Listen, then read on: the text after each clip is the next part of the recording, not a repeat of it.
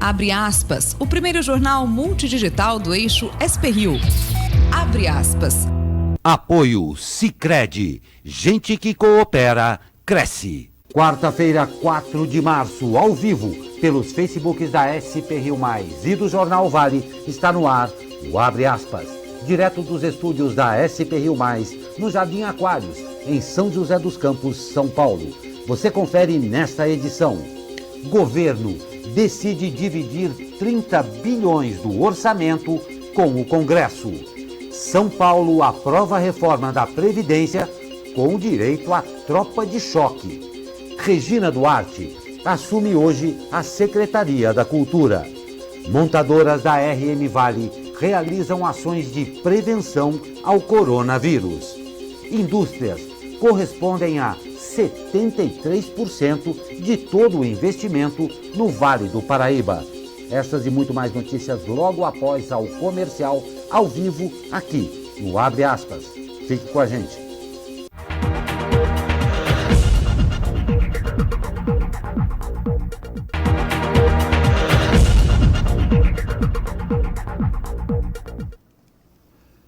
Olá, muito bom dia. Estamos de volta ao vivo com o Abre Aspas desta quarta-feira, 4 de março.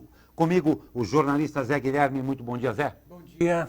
E o nosso comentarista convidado, Dr. Sebastião Domingues. Bom dia, Glauco. Bom dia. Não sei se é teleouvintes, ouvintes, internautas. Qual o termo técnico hoje para quem assiste que nos tudo? ouvem e assistem. Ah, muito bom. Bom, gostei dessa. Boa. É.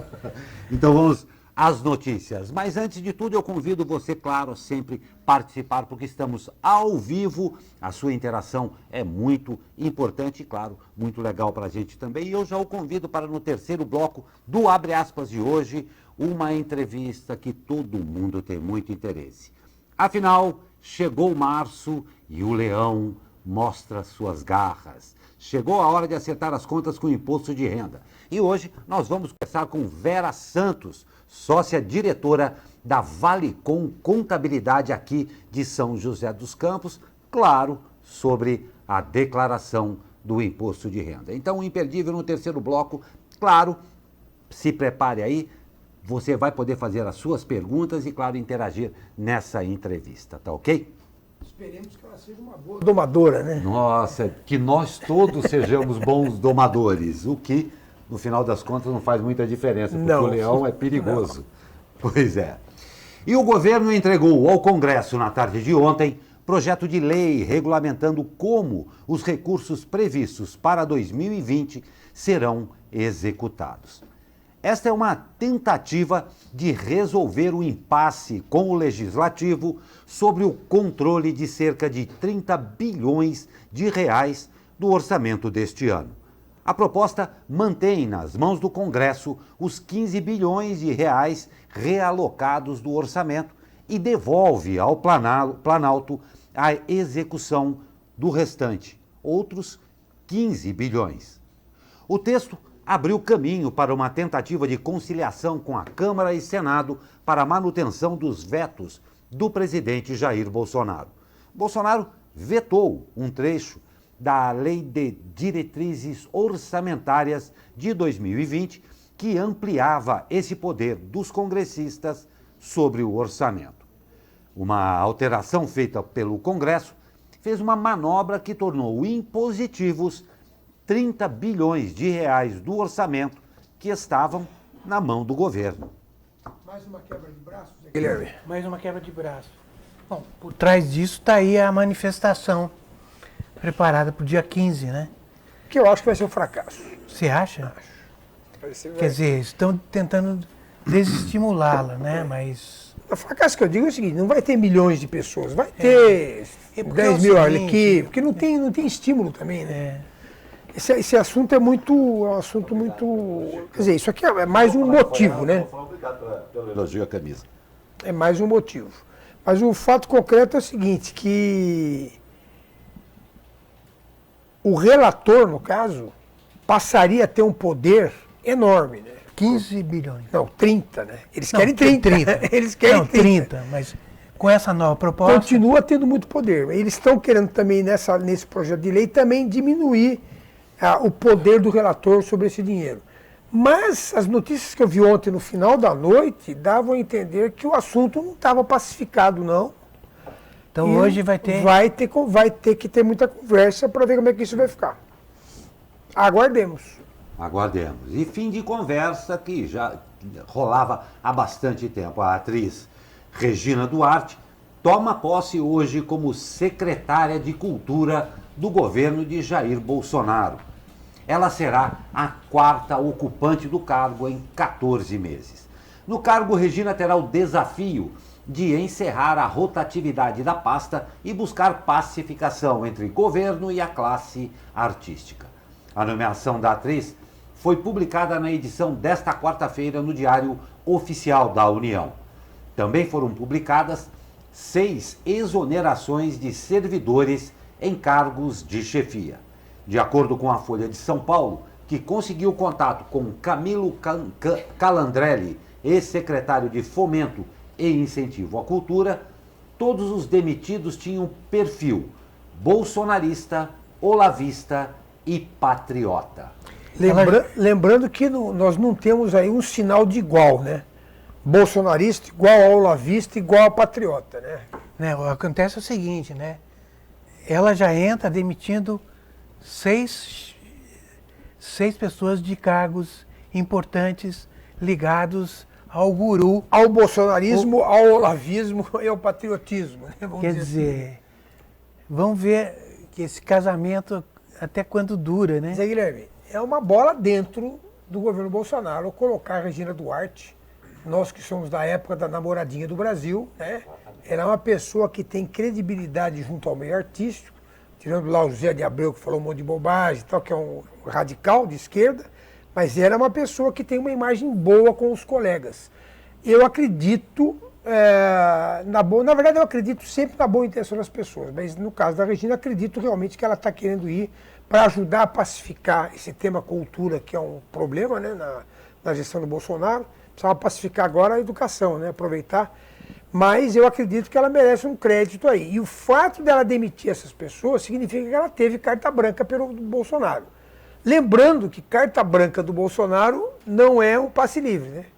Porque de uma hora para outra também as coisas viram... Outra cor. Vira de outra cor, é um negócio impressionante. Vamos aguardar e torcer, né, Zé? Torcer sempre, né? Pelo bem, né? Pelo melhor. E o nosso bom dia a Ana Souza, a Eugênia Minecucci, ao Luiz Rosa, aqui, que dá o bom dia a todos, aqui mandando um grande abraço a todos, e o Luizão também, que fala conosco lá do Vale Histórico de Cruzeiro. Muito obrigado pela sua participação. Lembrando que já é março e no terceiro bloco temos uma entrevista falando de imposto de renda. Você gosta de fazer terrorismo, hein? Eu gosto, não. A gente tem que fazer isso daí, é justo pagar o imposto, então vamos. É para terminar esse começo de ano, porque janeiro todos os IS vêm, IPVA, IPTU. Todos os IS, todos os IS. Vem um cartão que você já extrapolou de dezembro e agora chegou a conta. E não tem 13º mais. Exatamente, e junto com as águas de março, vem o leão. Pois é. E o presidente Jair Bolsonaro editou medida provisória que altera a legislação atual para permitir sorteios em redes de televisão. A publicação da MP era a demanda de Band, SBT, Record e Rede TV, para que telespectadores pudessem telefonar ou usar um aplicativo pela internet para comprar produtos e receber prêmios durante a transmissão de algum programa. O texto, no entanto, fala em distribuição gratuita de prêmios, mediante sorteio, vale-brinde ou concurso a título de propaganda, e estabelece normas de proteção à poupança popular. A ideia é que pessoas assistam a determinada atração, sejam incentivadas a interagir, mandando opiniões e se inscrevendo para receber algum tipo de recompensa por esse engajamento. Por ser uma MP, o texto começa a valer imediatamente. O Congresso precisa aprovar em até 120 dias para que não perca a validade. Isso é mais um exemplo do absurdo que é o uso das medidas provisórias pelo Poder Executivo. Qual é segundo lá o que está escrito na lei que regulamenta isso, relevância, urgência e mais não sei o quê. São 3 itens que determinam a possibilidade de você emitir uma medida provisória. Qual é a relevância, qual é a urgência, qual é para permitir sorteio pela televisão. Isso é que avacalha, de uma certa forma, esse país, né? As MPs, né? As MPs e o país em geral, porque só demonstra que o que está escrito não vale para nada. O próprio presidente não. E nem é o único. O Lula foi a mesma coisa, o Fernando Henrique foi a mesma coisa, quer dizer, o pessoal usa o MP pela dificuldade de aprovar as coisas no Congresso. E pegando o gancho aí do que avacalha muita coisa, a Assembleia Legislativa do Estado de São Paulo aprovou ontem a reforma da Previdência Estadual. Porém, a sessão foi marcada por discussões e casa cheia. Servidores lotaram corredores da Alesp em protesto contra o projeto.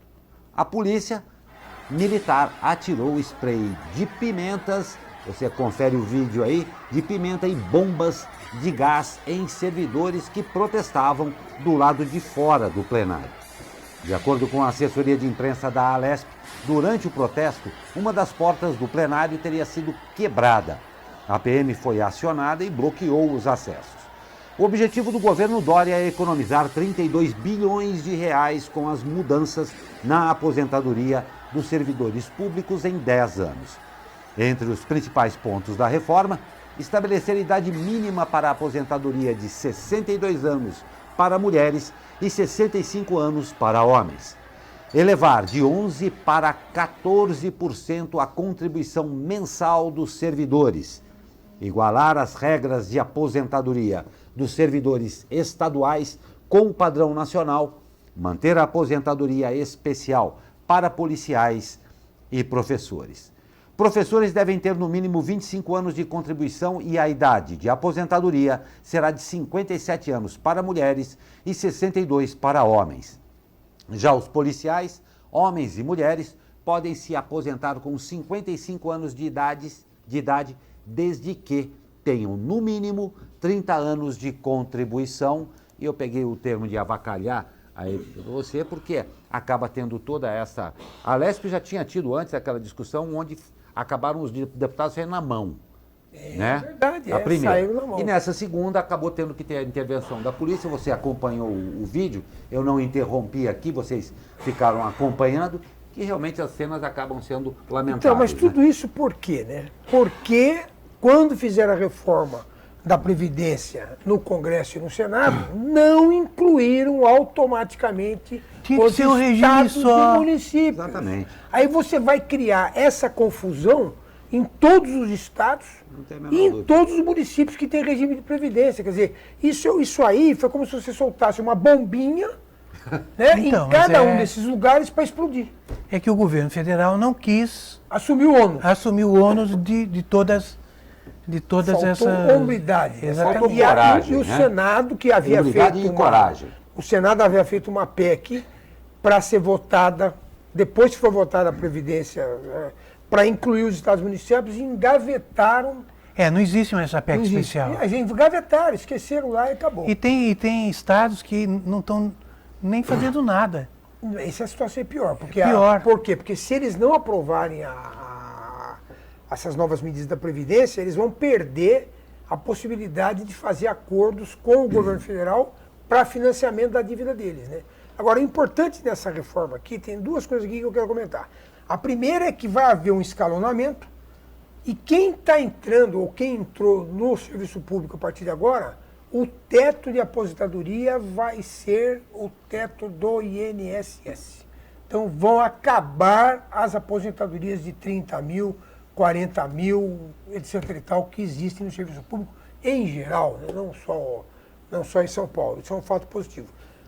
Uma coisa que eu discuto um pouco, né, sem querer denegrir nenhuma das duas profissões, é essa questão da aposentadoria com 52 anos para as professoras. Né? Que, aliás, o senhor já comentou aqui.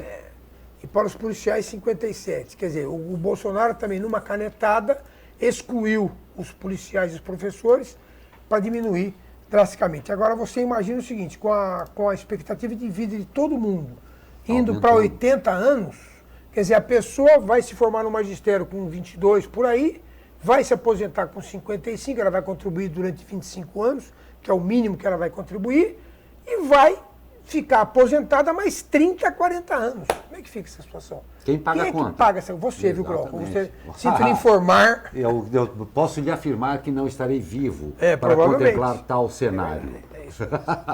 Pois é.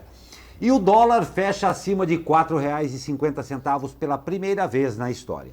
Em meio ao receio de uma recessão global provocada pelo novo coronavírus, o dólar subiu e voltou a bater recorde nominal desde a criação do real. Em alta pela 10ª sessão seguida, o dólar comercial encerrou a terça-feira vendido a R$ 4,51, com alta de 0,53%. Desde o começo do ano, o dólar acumula valorização de 12,41%. O euro comercial também bateu recorde nominal e fechou a R$ 5,03, com alta de 1,1%. Na Bolsa, depois de 2 dias de alta, o índice Ibovespa encerrou a terça-feira aos 105.537 pontos, com queda de 1,02%. Nas últimas semanas, o mercado financeiro em todo o mundo tem atravessado turbulências por receio do impacto do coronavírus sobre a economia global.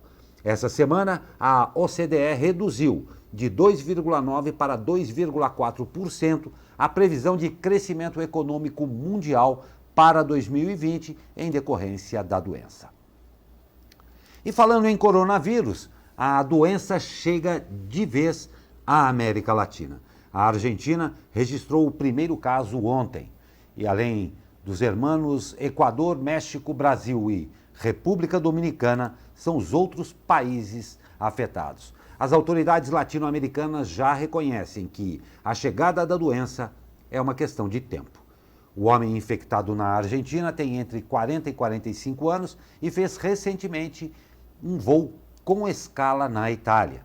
No Brasil, o balanço do Ministério da Saúde, divulgado ontem, aponta 488 casos suspeitos. Desde o início do monitoramento, 240 casos foram descartados e 2 confirmados. Na China, as autoridades de saúde divulgaram ontem uma redução nas mortes diárias, sendo 38 nesta quarta-feira. O número de vítimas fatais chegou a 2.891 no país, com mais 80 mil infectados. Pois é, doutor. Tá. Se esperar continuar, porque continuar a outra notícia também, porque daí já emendava uma discussão toda. Então vou continuar, porque agora o coronavírus é agora Vira aqui a na pauta do RM dia. Vale, na RM É Vale. isso aí. E aqui na RM Vale também está afetando o mercado. Empresas da nossa região estão adotando medidas preventivas e orientações aos funcionários para evitar a disseminação do novo vírus. A fábrica da LG em Taubaté concedeu férias coletivas a 200 trabalhadores por conta da falta de peças que são trazidas da China. A Caoa Chery de Jacareí, que fabrica os carros da marca chinesa, informou que ainda não teve problemas na fabricação, pois tem um estoque grande de matéria-prima, mas que a situação pode mudar a qualquer momento. As montadoras GM e Volkswagen vetaram as viagens a países com muitos casos confirmados, como China, Coreia e Itália. Na Volks, os funcionários que retornaram ao Brasil desses países trabalham por 2 semanas em casa. Na GM, as viagens internacionais têm que ser aprovadas por um comitê. Temos um pupurri de consequências por causa dessa... Ainda não, bom, já é uma epidemia, mas não é uma pandemia ainda do coronavírus. Eu estava conversando com o Zé Guilherme, eu acho que está havendo um exagero enorme com relação a isso, né? Eu fiquei pensando no assunto e eu acho que esse exagero tem basicamente tem 3 causas, né? A primeira causa é que quando nós tivemos aquela epidemia do SARS, a China foi muito criticada porque não atuou de forma incisiva para controlar a doença. Então, por conta desse problema, ela resolveu atuar de forma incisiva. O segundo problema é que houve toda uma mística com relação de onde veio esse vírus, né? Esse vírus era do morcego, a cobra comeu o morcego comeu a cobra, não sei quem é que come quem nessa história, entendeu? E aí o cara comeu a cobra e pegou o vírus. Então houve toda né? Morcego já tem uma... Coitado do morcego. Morcego e cobra são símbolos, são animais que têm uns símbolos assim... Não vamos estragar muito a reputação deles falando mais isso. Coletivo muito forte, né? E a terceira motivo, que foi o que o ministro da Saúde muito bem relatou, é a primeira vez que na história da humanidade, palavras dele, você tem uma epidemia que é relatada em tempo real e no mundo todo, praticamente, isso provoca uma sensação de uma catástrofe mundial, de uma coisa... Parece que nós estamos falando da peste bubônica da Idade Média, quer dizer, e não é isso. O coronavírus é uma gripe, como outras gripes são gripes. E matam como todo dentro da massa. Sabe, quer ver o comentário? Quantos que morreram aqui? 2.000 e pouco? 3.000 e pouco? 2.891. Você sabe quantas pessoas morreram ou morrem por mês no Brasil em acidente de carro? Exatamente. De 3 a 4 mil. Então, de janeiro para cá, já morreram 8 mil pessoas em acidente de carro. Muito mais do que os 3 mil que morreram na... A epidemia do trânsito. A epidemia do trânsito, a epidemia mundial. Quer dizer, então, está havendo um exagero enorme com relação às medidas. Veja bem, as medidas que estão sendo implantadas, do tipo, está gripado, fica em casa, viajou da Itália, fica em casa, são medidas que, a rigor, teriam que ser aplicadas de forma geral e sempre. Porque se você está resfriado, coça o nariz, você não tem que dar mão para ninguém. E quem que faz isso? Uma coisa que eu vejo no consultório, por exemplo, que é comum, o paciente está gripado e vai à consulta. Ele indo à consulta, ele fica ali com mais outras pessoas na sala de espera, vai ter contato comigo também, que também posso me gripar e depois passar para outros pacientes. Quer dizer, a conscientização da transmissibilidade das doenças de vias aéreas tem que ser geral, não é por causa do coronavírus. E a gente tem um problema de sarampo agora, né? Muito mais importante no Brasil, quer dizer, a gente até estava comentando, né, Zé? Teve um surto de sarampo numa base aérea de Anápolis. Acho que foram 15 ou 17 cadetes da aeronáutica. Veja que absurdo. Os cadetes estão dentro de uma base aérea que tem um serviço médico próprio, existe uma normativa do Ministério da Saúde de que todo mundo entre 5 e 19 anos, tendo sido vacinados ou não, tem que tomar um reforço da vacina. Esses adolescentes estão sob a guarda, no caso da aeronáutica, sob um comando médico e não foram vacinados. Exatamente. Negligência total. E você vem falar para mim de usar máscara, de não dar perda de mão? Uma coisa básica dessa, num órgão federal, e não foi feito o mínimo da observância que tinha sido feita. Resumindo, é isso aí. E olha, o doutor Sebastião, é engraçado porque com os médicos, a classe médica que eu converso, estão plenamente de acordo com o senhor. Todos estão falando a mesma coisa. E causa-se aí não um pânico, eu digo, mas essa comoção mundial a respeito da coisa, privilegiando uma série de coisas, inclusive a tal das fake news. Sim, o que acaba sendo um problema seríssimo. Exatamente. Por outro lado, também a gente vê que a classe médica também preocupada com essa disseminação de um volume de informações, às vezes não controladas, acaba tendo alguns exageros aqui. Vou citar a Ana Souza, que nos acompanha ao vivo, fez uma observação aqui, ó. Ontem levei meu filho ao médico otorrinolaringologista e que está atendendo com máscara.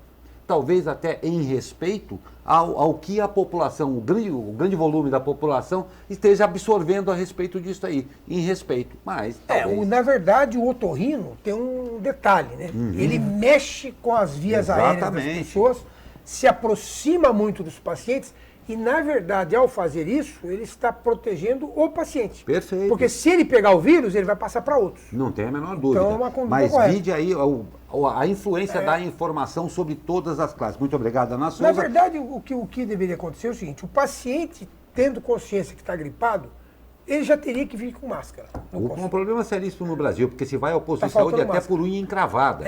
Eu acho que eu vou ficar doente, eu vou passar um postinho. Também tem. Não, e aliás, você acabou de citar uma coisa muito importante.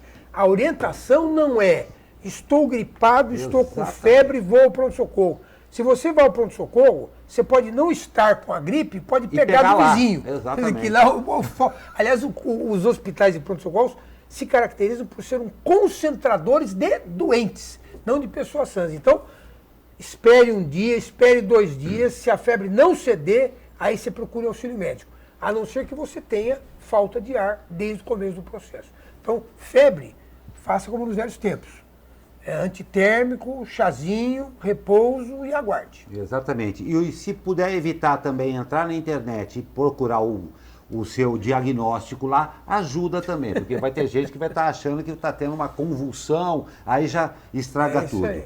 É isso aí mesmo. E eu dou bom dia, que também nos acompanham ao vivo aqui, a Sônia Ritt e a Jaqueline Andrade, que transmite o bom dia a todos aqui da bancada. Muito obrigado a todos vocês que nos acompanham. Nós vamos para um rápido comercial e eu enfatizo, no terceiro bloco, teremos aqui a Vera Santos, sócia-diretora da Valecom Contabilidade de São José dos Campos, e nós vamos falar sobre ele, o Leão.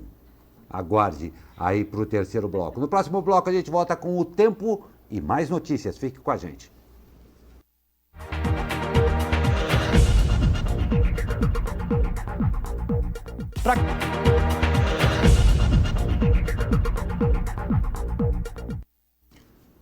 Estamos de volta com o Abre Aspas desta quarta-feira. São 9h53 e nós vamos saber do tempo.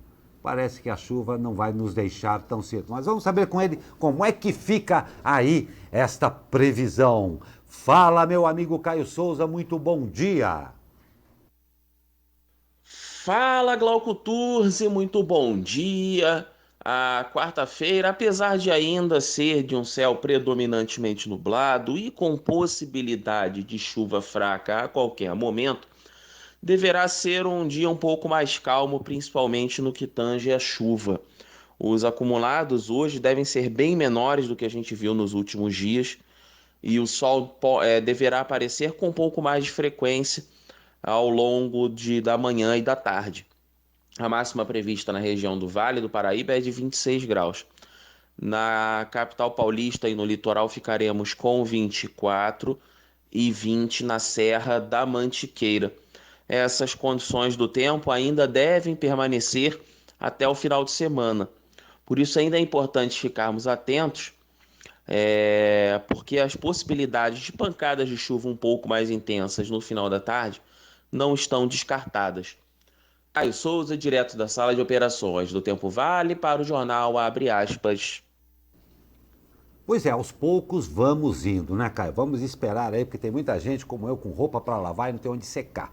Mas vamos caminhando aí. Muito obrigado a você e a todos aí do Tempo Vale. E subiu para 19 o número de mortos após o temporal na Baixada Santista. Nesta segunda e terça-feira. De acordo com o Corpo de Bombeiros, são 29 pessoas desaparecidas. As buscas foram retomadas na manhã desta quarta-feira por volta das 5 horas. Dentre as vítimas estão 2 bombeiros que trabalhavam nas buscas em Guarujá. Em 24 horas, choveu mais de 100 milímetros em todas as 9 cidades da Baixada Santista. Foram 300 milímetros no Guarujá, 222 em Santos e 187 em São Vicente.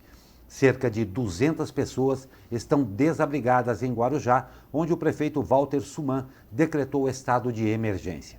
A Prefeitura de São Vicente decidiu decretar estado de calamidade pública. A tempestade causou alagamentos em vias públicas, afetou serviços de transporte, educação, fornecimento de água, energia elétrica e telefonia, além dos bloqueios por conta dos deslizamentos de terra em rodovias. O que eu acho é que o poder público está muito devagar nessa questão das adaptações que devem ser feitas diante dos fenômenos radicais da natureza. Mas o problema, né, Zé? O problema, na verdade, é o sistema todo é que está errado. Porque na prática, o que acontece? As cidades começam a ser invadidas pelas populações migratórias, ou de outras cidades e tal. Não tem condições, começa a morar na periferia. Ocupa regiões como essas que você comentou, que são regiões que área de Deslizamento. proteção ambiental, área de deslizamento. O Monte mostrou uma foto lá das casas, todas na beira do rio, literalmente, margeando o rio. Bom, muito bom. E o que acontece? Aí a prefeitura, o Estado, sei lá quem for, primeiro, permite que esse pessoal se fixe no lugar. Primeiro erro. Quando tenta tirar, vem o seu José, lá da não sei onde, que é líder de bairro, que apoia o vereador X, que apoia o prefeito Y, que apoia o governador Z, e pede para não tirar o coitadinho, porque o coitadinho não vai ter onde ficar. No fundo, é isso que acontece. Quer dizer, as pessoas ocupam áreas regulares, o poder público é conivente com essa situação, porque vai não usar toma isso aí. atitude, vai usar em termos de voto, e isso aí está muito difícil de resolver, porque você teria que ser... Até, eu não sei, parece que São José já está fazendo isso, mas uma coisa que hoje em dia não tem mais como você negar, é que hoje dá para você fazer o controle por satélite. Não é tão caro. Você pega, uma vez por mês, você pega as fotos da cidade, separa por região e põe alguém para ficar olhando. Não precisa nem, acho que nem precisa ter alguém olhando, provavelmente tem um programa de computador já que vai mostrar se aumentou alguma casa naquela região ou não e atuar energicamente e muito rapidamente. Quer dizer, é um círculo vicioso, na minha opinião. Um questionamento aqui, independente, claro, a tragédia é evidente aí, mas uma coisa que esse novo volume de chuva, tudo isso que tem acontecido, essa mudança que está acontecendo em todo o planeta e não só aqui no Brasil, mas particularmente no caso das chuvas no Brasil, acabou evidenciando a precariedade contínua ao longo de muitos anos dos investimentos em infraestrutura no país. Os investimentos, creio eu, foram poucos e mal planejados.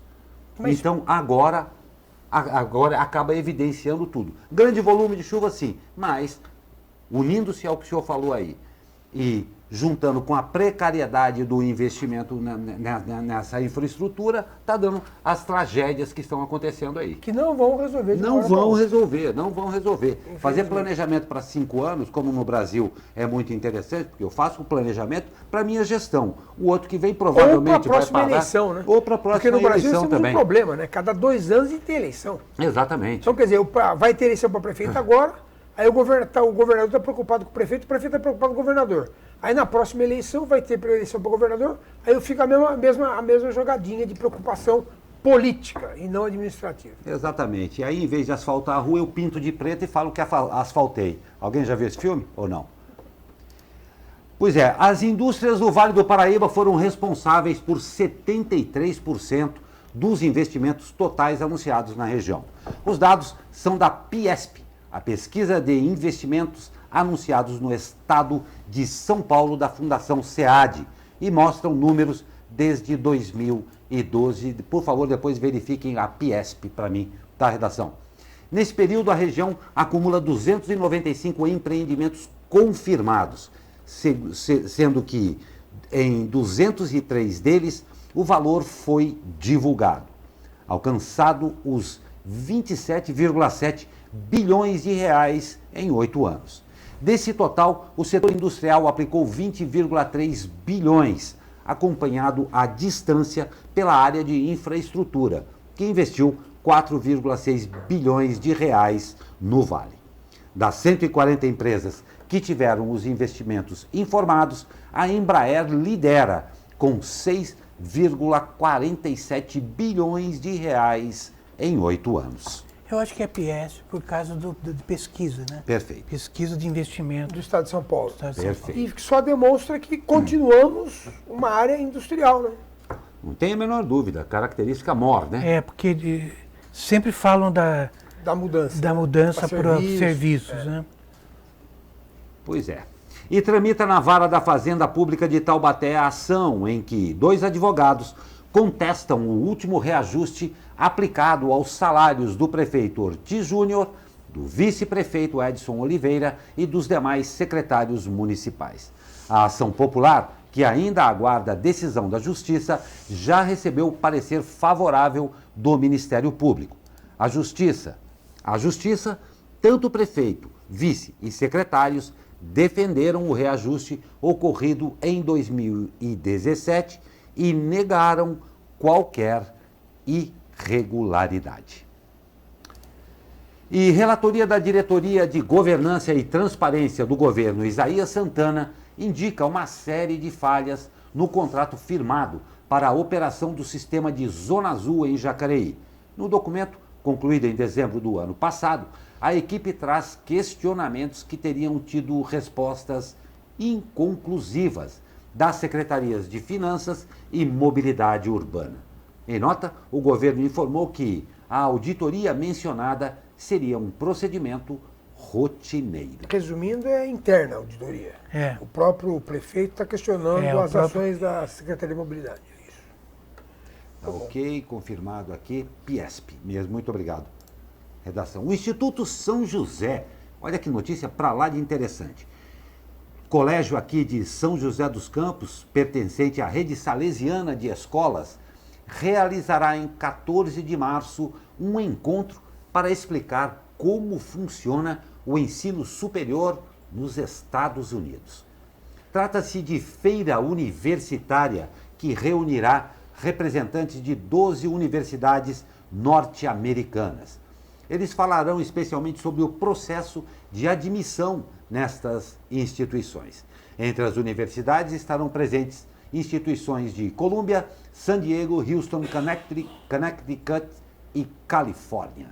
Voltado para ex-alunos, os estudantes do 9º ano do ensino fundamental e do ensino médio, o evento será realizado às 10 horas no Espaço Cultural Dom Bosco, no Jardim Esplanada, Zona Oeste de São José. A entrada é gratuita. A programação começará com uma apresentação sobre ensino superior nos Estados Unidos, seguida de apresentação das universidades, de um painel com perguntas e respostas e de uma feira das faculdades. O evento deve terminar por volta das 12 horas. Interessante isso, né? Porque, na verdade, os Estados Unidos se caracteriza por ser um país muito aberto, né? E já, não sei se ele deve ter lido alguma coisa a respeito disso, quando eles mudaram o tal do visto lá, que o Trump quis mudar, né? O tal de visto estudante e tal, a conclusão que se chega é que hoje a maior parte dos PhDs e mestrados e doutorados são feitos por estrangeiros nos Estados Unidos, não pelos americanos, né? Ou eles estão precisando de aluno para pagar a faculdade lá, né? Porque é tudo pago, né? E é bem caro. Interessante. É verdade, interessante. Agora, mas é bem interessante que tenha esse tipo de coisa aí, porque principalmente para as crianças, elas estão interessadíssimas em saber como a coisa acontece. E talvez uma feira dessa também mostre que não existe só facilidade, porque cobrar pai, eu quero estudar nos Estados Unidos, é fácil, talvez seja fácil. Então, é muito interessante você conhecer o como a coisa acontece no mundo real. E se forem estudar lá, que voltem, né? Que voltem. Uma outra característica americana conhecimento. bem marcante também é que se você for um expoente no que você faz, Eles não vão deixar você sair. Eles não vão deixar você sair, não é? Pois é, isso aí. Nós vamos para um rápido intervalo e na volta, como prometido, teremos aí a entrevista com Vera Santos, sócia-diretora da Valecom Contabilidade aqui de São José dos Campos, e vamos falar sobre ele, Sua Excelência, o Rei da Selva, e no caso dos nossos dinheiros e impostos também, o Leão, o Imposto de Renda. Rápido comercial e já voltamos. Fique com a gente.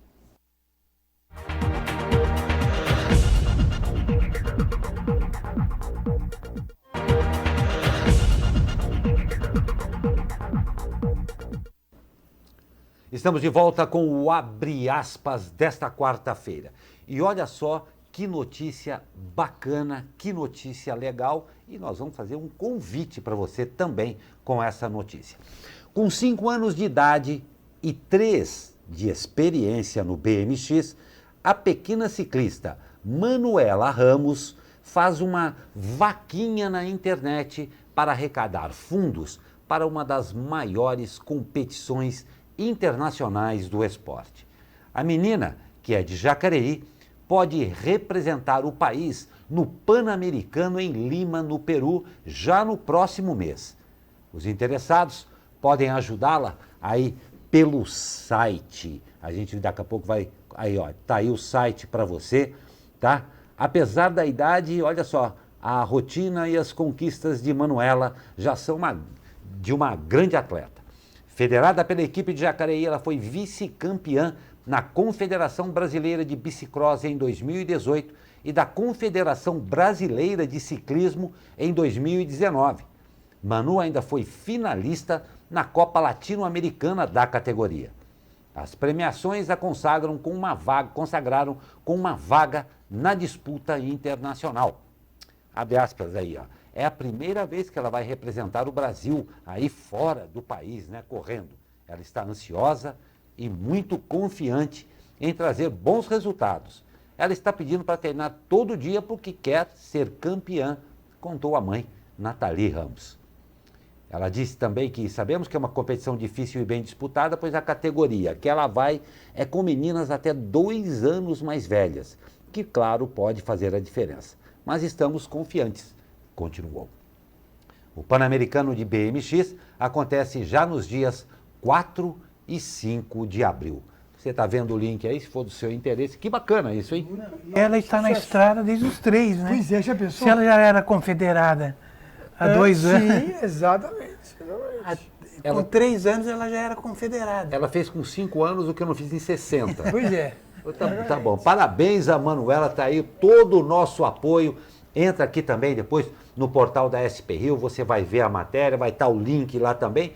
E se for do seu interesse, e quem sabe aparece aí um patrocínio também para mandar essa menina, o que eu particularmente acho uma oportunidade imperdível para vocês aí, patrocinadores, que tantas contas fazem, né? Olha aí uma coisa bem bacana para fazer. Pois é. Mas de grão em grão a galinha enche o papo também, Exatamente. né? Vai lá, deposita R$10, que já ela Não tem tenho a 5 menor mil dúvida, pra e ela merece. Olha aí, vamos incentivar esse aí. Esse é o Brasil do futuro. Detesto essa frase, por sinal. Que aos 60 anos eu ainda não consegui vê-la. Pois é, gente, chegou a hora. Como prometido, em nossa bancada, Vera Santos, sócia-diretora da Valecom Contabilidades aqui de São José dos Campos. Vera, muito obrigado pela sua presença. Eu acho que não tem nem muito o que enrolar. Chegou a hora, vamos prestar contas. Existem algumas novas normas, algumas necessidades, mas também existem possibilidades aí para a pessoa física que chegou a hora de prestar as contas ao leão, não é? É isso aí, Glauco. Bom dia para você também que nos acompanha. Eu aprendi agora que bom dia a quem nos acompanha, não é internauta, não é telespectador, é bom, você que nos acompanha. Eu devo dizer que você presta bastante atenção. É isso aí. É uma satisfação estar aqui para a gente falar de um assunto que nem todo mundo gosta, né? Tem gente que torce o nariz, tem gente que começa a falar da aplicabilidade do dinheiro, tem gente que já fala de política pública. Tem gente que dá taquicardia. Tem gente que passa mal. Tem até um cliente lá, abre aspas aqui, é o nome do programa, né? Isso. Tem um cliente lá no escritório que diz assim, que ele tem medo de 2 mulheres. Uma é a esposa dele e outra sou eu.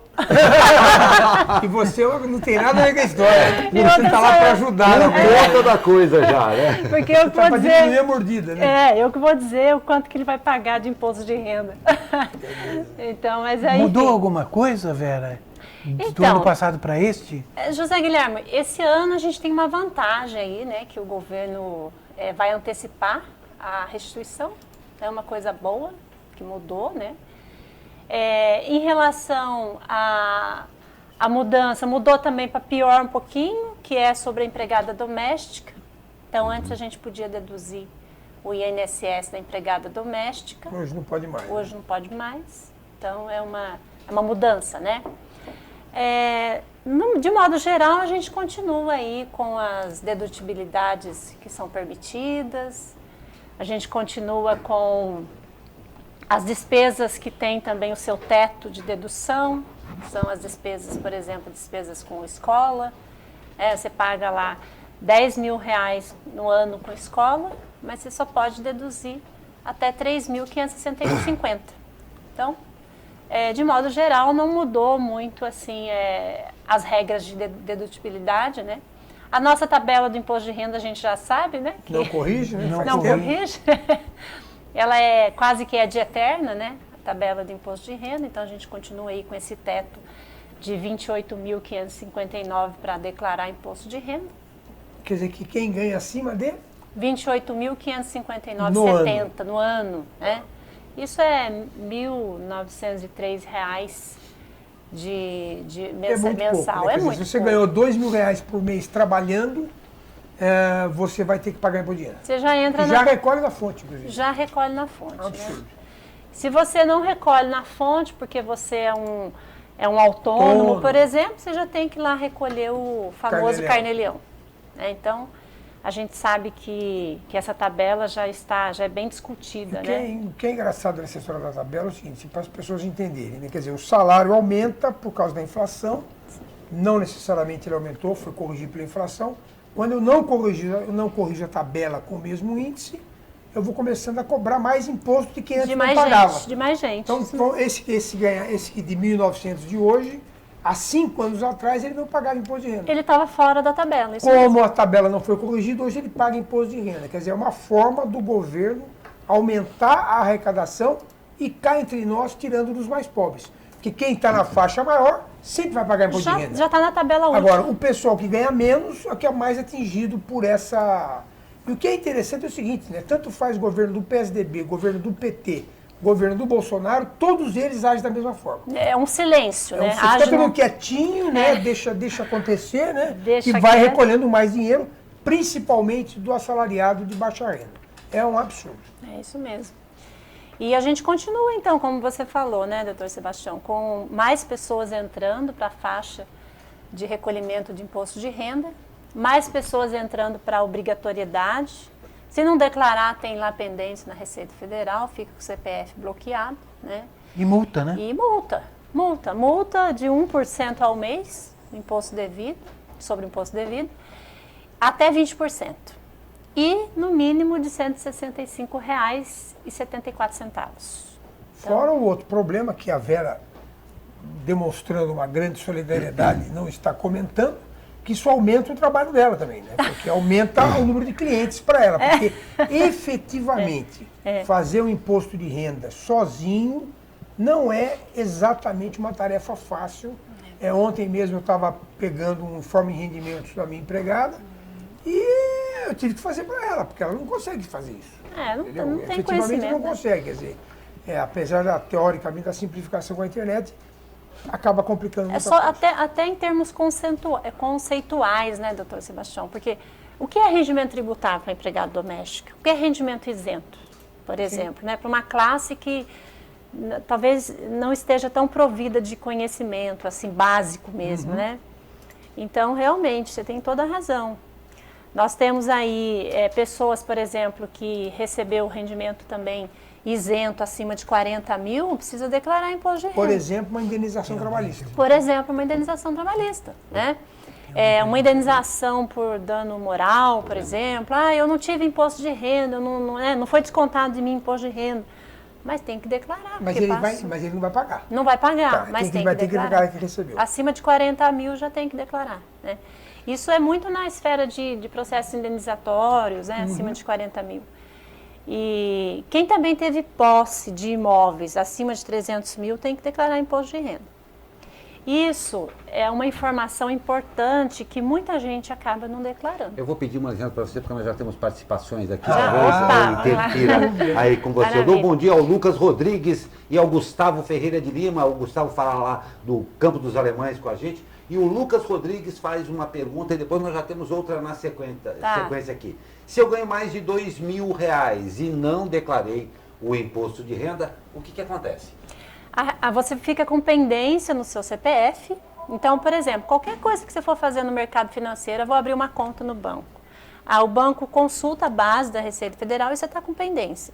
Então, você precisa declarar para liberar o seu CPF. Vai alugar um imóvel. Às vezes a multa é de R$165, né? Vai alugar um imóvel. Também vai alugar um imóvel. Pode pegar a ficha dele e ver que tem a pendência da Receita. Sim, vai consultar o CPF, né? Até um seguro, né? Você vai fazer um seguro hoje, já consulta seu CPF. Comprar um carro, comprar um bem, carro, né? Isso mesmo. Está tudo interligado, né? Tudo interligado. Uma outra pergunta aqui também do Joaquim, lá do Jardim Satélite. Muito obrigado também, Joaquim. Pegando carona aqui, a senhora, por favor, vá adequando aí como é que fica. Mas MEI também tem que pagar o imposto? O microempresário individual é uma modalidade de uma micro da empresa, de empresinha, uma empresinha pequena, fatura até R$81 mil por ano. Então, ele só vai entrar na obrigatoriedade de declarar o imposto de renda física, são duas coisas, né? O MEI é uma pessoa jurídica, certo. Tem um CNPJ, então tem que declarar, fazer uma declaração desse CNPJ. É uma data de entrega diferente também. Que é uma data diferente, até 31 de maio, né? Essa declaração. E o CPF é outra pessoa. Então, muitas vezes, sabe, acontece, Glauco, das pessoas confundir a pessoa física com a empresa, né? O MEI com o CPF.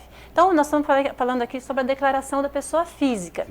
Mas também, você que fez essa pergunta, é o Joaquim. É o Joaquim, você, Joaquim, precisa fazer a sua declaração do MEI, tá? E aí, se na sua declaração do MEI você teve, por exemplo, rendimentos isentos acima de 40 mil, porque o que é rendimento isento, no caso do MEI? São as distribuições de lucro. Porque o MEI é uma empresa, né? Qual que é o conceito de empresa? Você tem como que a empresa remunera o sócio? Através do Prolabore e através de lucros. Então, se você tem um MEI que você apurou lá as suas despesas todas, né? Apurou lá o seu resultado e deu lá um rendimento acima de 40 mil, você tem que declarar imposto de renda física. Né? Agora, o da empresa você já tem que declarar. Então, mas a pergunta toda é a seguinte: eu sou um pintor, né? Então eu fiz uma MEI, Sim. Emiti notas fiscais, Sim. Pintei um monte de casa e tal, emiti notas fiscais de R$5 mil por mês, tá certo? Que é o rendimento da empresa. Da empresa. Da empresa. Então eu recebi na MEI R$60 mil. Porém, eu pus gasolina no meu carro, eu paguei minha conta de telefone, eu paguei o aluguel da minha casa, pessoa física, usando a conta corrente da MEI. Tá errado. Tá errado. O certo seria ele tirar o dinheiro dessa conta da MEI, passar para a conta da pessoa física. E lá na pessoa física, custear as despesas da pessoa física. E aí, esse dinheiro que ele passou da MEI para a pessoa física, ele declara no imposto de renda da pessoa física, que vence agora em abril. É assim, o MEI, ele abre uma discussão contábil. Acho que vale a pena a gente até falar um pouquinho. Porque o MEI, conforme a Receita Federal, não precisa fazer balanço, né, contabilidade, escrituração contábil, para apurar o lucro contábil. Não precisa fazer. Porém, para você se beneficiar desse rendimento de forma isento do imposto de renda na pessoa física, você teria que abater as despesas. Você teria que fazer uma escrituração, né? Uma escrituração contábil. Né? Então, como que funciona o rendimento do MEI, da pessoa física do MEI? O rendimento é de um salário mínimo, porque inclusive é o que ele contribui para a Previdência Social, lá na tabela do MEI. Né? Quando você paga aquele imposto do MEI, o DAS, você está recolhendo a Previdência Social sobre um salário. E o restante que sobrou, porque você tem que ter também, o MEI tem que ter lá o controle de tudo que ele vendeu, de tudo que ele comprou, mesmo que ele não emita nota fiscal. Veja bem, o MEI não é obrigado a emitir nota fiscal.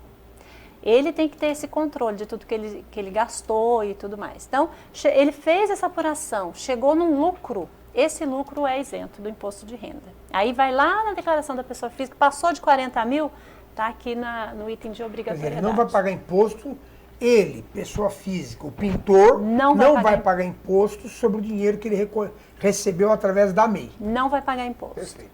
Porém, ele precisa declarar na pessoa jurídica esses valores. Né? Antes aqui da nossa entrevista, a gente conversou sobre a possibilidade de endereçar imposto para projetos... Parte do imposto a pagar para projetos da cidade. Da cidade. É isso mesmo, José Guilherme, bem lembrado, né? A gente está falando aqui sobre a destinação solidária do imposto de renda. Né? O que é isso? Então, nós temos algumas doações. As pessoas falam assim, eu quero doar, eu quero fazer uma doação para uma instituição que é meu amigo, isso não acontece? Sim. Que é meu amigo e eu conheço o trabalho deles, eu queria doar. É dedutível do imposto de renda? Não. Só tem uma forma da gente poder deduzir essas doações do imposto de renda. Como? Os municípios têm o Fundo Municipal de Direito da Criança e do Adolescente. E também o Fundo do Idoso. Atende o idoso também. Atende o idoso também. Aí esses fundos, eles são constituídos no município. As instituições sem fins lucrativos que trabalham com adolescentes e também com idosos, com crianças, elas apresentam projeto a esse fundo, o projeto é aprovado. Após aprovado esse projeto, aí sim ela pode pegar esse dinheiro do fundo. E nós, contribuintes, como que a gente faz? A gente, assim, se você declara seu imposto de renda pelo modelo completo, né? O que é o modelo completo da declaração do imposto de renda? É aquele que você lança todas as despesas, tal, faz os abatimentos e dê um imposto a pagar lá. Você fez a sua declaração, lá mesmo na declaração você tem a possibilidade de pedir para fazer a destinação diretamente na declaração do imposto de renda. Então você clica lá em destinação direto, o próprio sistema da Receita Federal já diz qual é o limite que você pode declarar, que você pode abater. Automaticamente, ele faz a conta automática, é 3 na declaração. Né? Imposto devido, não do imposto a pagar. Não, do imposto devido. Então, por exemplo, se eu recebi 50 mil, certo? Eu devo, suponhamos, 8 mil reais de imposto de renda. Recolhi na fonte 5 mil. Sim. Tenho que pagar 3 mil ainda. Devia 8, recolhi 5 na fonte, tenho que pagar 3. Isso. Eu posso destinar 3% para o fundo sobre os 8 mil que efetivamente eu paguei de imposto de renda. Isso, sobre o imposto devido. Sobre o imposto devido. Não então, é do imposto que você vai pagar. Recolhido na fonte, Isso. mais o imposto a pagar. Isso Perfeito. mesmo. Então, você pode destinar, o sistema já faz esse cálculo, né? Se você fizer essa doação durante um ano para o fundo, você pode abater até 6%. Até 31 de dezembro você pode abater 6%. Até 6%. Normalmente eu tenho feito isso. Isso é interessante porque, assim, você tem duas coisas interessantes nesse assunto aí, né, doutor? Que é a questão de você poder destinar diretamente na declaração e escolher para quem você a instituição que você quer mandar. Então, o que você faz? Você manda lá a cópia, lá no fundo, manda a cópia do DARF que você recolheu e diz, olha, eu quero para essa instituição. Tem algumas instituições que elas mesmas fazem isso. Manda aqui para mim, ela tem lá um departamento, uma pessoa que cuida disso, que ela leva lá para o fundo e destina, né? Então, aí com isso, o que acontece? O dinheiro fica aqui no nosso município, né? Não vai lá para o Tesouro Nacional, né? Importantíssimo. Então, porque eu sempre digo, né? Veja bem, se eu pudesse dizer para onde eu quero que vá o meu imposto, eu diria. Claro, obviamente que eu diria. Lógico, não é? quero que vá para onde eu quero. Então, é uma forma, né? Eu digo sempre que a destinação solidária é uma forma de dizer, eu estou dizendo para onde eu quero que vá o meu imposto. E é interessante porque, assim, muita gente, isso é importante lembrar, muita gente não faz por desconhecimento. Eu já tive uma vez uma conversa com um contador sobre isso, e o contador falou, por que você não estimula e tal? Eu falei, não estimulo porque eu não quero confusão. Porque há tempos atrás, a coisa não era como é hoje. Hoje, só para especificar, você clica lá e aparece a relação de todos os fundos que já estão regulamentados, todos os municípios que estão regulamentados para você não ter confusão. Então, quando você clica São José dos Campos, ele vai depois, você vai clicar, vai aparecer o FMDCA, que é o Fundo Municipal da Criança e Adolescente, do Idoso, não sei como é que chama. Isso. Aí você clica lá, FMDCA. Aí ele automaticamente vai calcular o valor, emite o DARF, deu 3 mil reais. Você emitiu o DARF, pagou o DARF, você entra em contato com quem você quer. Eu normalmente faço a doação para o GAC, eu ligo para o GAC, nem ligo mais, mando o zap para o GAC. O GAC pede para eu mandar o DARF para eles, que eles, de posse do DARF, vão no fundo e falam, doutor Sebastião doou aqui 2 mil para nós, e recolhe o dinheiro para eles. Isso. Exemplo concreto, o GAC estava lá mudando o sistema de informática. Então ele apresenta para o fundo municipal que ele precisa de dinheiro para trocar os computadores. Eles aprovam. Perfeito. Você conseguindo essa doação através da destinação, então esse dinheiro vai para o GAC. Então, é isso que você falou, o dinheiro fica aqui. E nós somos beneficiados indiretamente. Claro, logicamente, se você tem um município que tem instituições cuidando de criança e de adolescente, que não estão nas ruas fazendo infração e tudo mais. Todo mundo ganha. Quer dizer, quem ganha? Sou eu quem ganho. Todo mundo né? ganha. Então nós temos que ter essa consciência coletiva, né, que a violência e os problemas sociais são problemas de todos nós. E agora é uma oportunidade. Eu sempre digo, né, para os contadores, né, aproveitando essa oportunidade, que nós todos somos responsáveis pelas informações que nós temos. Sim, tem que então, divulgar. eu como contadora, eu que entendo de gestão de negócios, eu sou corresponsável pelo negócio do meu cliente, por exemplo. Importantíssimo. Então, isso. eu também, por quê? Porque eu detenho informação. A informação é para pôr a serviço da sociedade, né? Então, em relação à destinação do imposto de renda, quando eu comecei essa campanha, já tem alguns anos que eu faço essa campanha, inclusive eu faço com os meus clientes, 100% fazem a doação, porque é uma questão de vender ideia. Eu sempre penso assim, a gente aqui no jornalismo, a gente está vendendo ideias, né? E eu vendo a ideia de que o cliente pode, a pessoa, o contribuinte, você pode dizer onde vai ser o imposto. Então, é um convite que eu faço, inclusive, para você, profissional da contabilidade. Venda a ideia. Porque dúvida, muitas vezes o cliente olha, não sabe. Não sabe, Não e tem acha que é dúvida, e é uma difícil, coisa- que vai dar E problema. é fácil. E é uma Você tem coisa lá muito para pagar importante. R$1.000. É uma não- coisa muito né? importante também, porque a partir dessa atitude também, o próprio cidadão, ele pode, sabendo para onde foi destinado o dinheiro, também vir a cobrar, porque fica muito mais fácil Muito que é o mais próximo, perto, né? muito próximo. Vera, infelizmente nós temos Acabou. um tempo limitado aqui. Que pena. Infelizmente. Agora, nós temos só até 30 de abril, às 23 horas e 59 minutos, Sim, né? só. O senhor sabe, né, senhor Zé Guilherme? É só às 23 horas e 59 minutos. Eu vou fazer. No dia 28 eu vou começar a fazer. Eu vou começar a fazer no dia 28.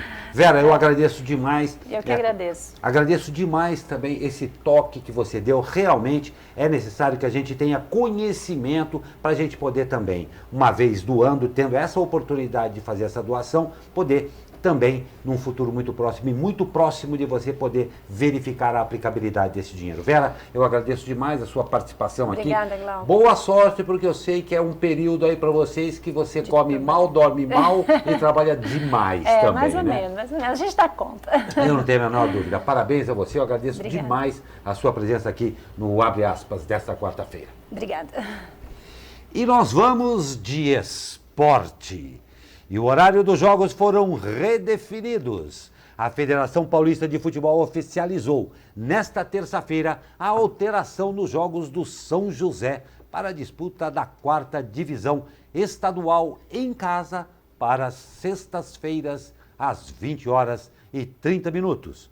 A única exceção será na última rodada, quando todos os jogos serão realizados no mesmo dia e horário, ficando marcado para o dia 19 de julho, um domingo, às 10 horas. E lembrando que a equipe da região estreia agora na competição no dia 24 de abril contra o União Suzano no estádio Martins Pereira, aqui em São José dos Campos. E olha, hoje tem dobradinha em Taubaté. Primeiro com o Burrão, que quer embalar novamente, após quebrar um jejum de 4 jogos sem vitórias na Série A2, o Taubaté enfrenta hoje o São Caetano às 20 horas no estádio do Joaquinzão. Ainda restam mais 6 rodadas até o final da primeira fase do torneio estadual. E o Burro quer conquistar o maior número de pontos possíveis para conquistar a vaga e seguir na briga pelo tão sonhado acesso à primeira divisão paulista no ano que vem. E lembrando, hein, o time da região ocupa atualmente a 5ª posição dentro da zona de classificação, com 14 pontos conquistados. Enquanto isso no vôlei, pela antepenúltima rodada da fase de classificação da Superliga Nacional, o Vôlei Taubaté recebe o Sesc do Rio de Janeiro às 20 horas no ginásio do Abaeté. Mesmo vindo de derrota para o Minas, os taubatianos tiveram na 2ª posição com 48 pontos. No confronto válido pelo primeiro turno, foi justamente contra o Sesc que o Vôlei Taubaté perdeu sua invencibilidade no campeonato. Foi no dia 19 de dezembro que o time carioca venceu por 3-2. Terminamos aí com o esporte, mas importantíssimo a gente saber que chegou março, independente de qualquer coisa, é importante. A gente está na lei, de acordo, e claro, é sempre também muito importante pagar o seu imposto. Mês de imposto de renda, uma boa entrevista também, né, senhor? Excelente, a Vera foi muito bem. Bom, será que ela consegue voltar o mês que vem? Eu não sei, eu acho que não vai dar até tempo, né? 30 de abril vai ser difícil, Vera, Vamos a não ver. ser que você marque hora e já seja cliente Tá dela. certo. Pois é, mas foi uma entrevista muito boa mesmo. Zé Guilherme, muito obrigado pela participação em mais um Abre Aspas. Até amanhã. Doutor Sebastião Domingues, com bastante ênfase. Com bastante ênfase no Z, até semana que vem. Até a semana que vem. Para você que nos acompanhou e também nos ajudou a fazer o Abre Aspas dessa quarta-feira, o nosso muito obrigado, uma ótima quarta-feira e até amanhã com mais um Abre Aspas ao vivo.